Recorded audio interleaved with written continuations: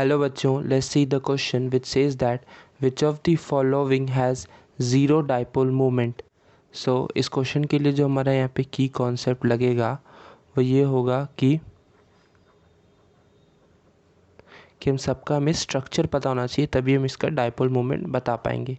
जैसे ClF का directly एक सिंगल बॉन्ड प्रेजेंट होगा इसमें। अगर हम दूसरे का भी बनाएं तो जैसे कि PCl3 है, तो PCl3 में फॉस्फोरस के पास 5 आउटर ऑर्बिटल्स इलेक्ट्रॉन होते हैं, जिसमें 3 Cl के साथ सिंगल बॉन्ड बनाता है और एक जो होता है वो लोन पेयर होता है। सिलिकॉन के पास 4 इलेक्ट्रॉन्स होते हैं, तो चारों के चारों सिंगल बॉन्ड बनाता है फ्लोरीन के साथ, तो इसका sp3 दैट इज़ ये स्ट्रक्चर बनता है टेट्राहेड्रल। और कार्बन के पास भी 4 ही होते, तो इसके पास भी टेट्राहेड्रल स्ट्रक्चर बनता है। अब अगर हम देखें तो इसमें ये बॉन्ड पोलर है, तो इसमें डायरेक्टली हम बोल सकते हैं कि फ्लोरीन की इलेक्ट्रोनेगेटिविटी ज़्यादा है, तो नेट डाइपोल मोमेंट इस साइड होगा।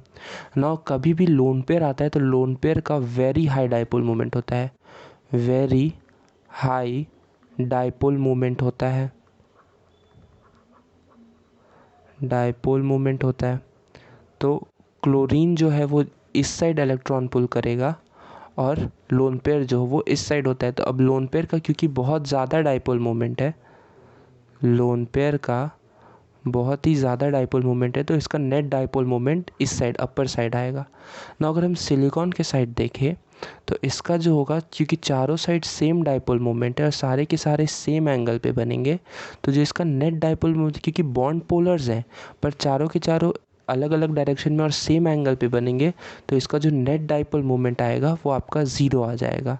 ठीक है। अब अगर हम कार्बन के साथ देखेंगे तो क्योंकि सारे अलग अलग पोलर होंगे, जैसे क्लोरीन का CF के साथ अलग पोलैरिटी होगा, इसका Cl के साथ अलग पोलैरिटी होगा, तो इसमें क्योंकि अलग अलग डायरेक्शन में, तो जो डाइपोल मोमेंट आएगा वो लो आएगा, पर वो ज़ीरो नहीं होगा।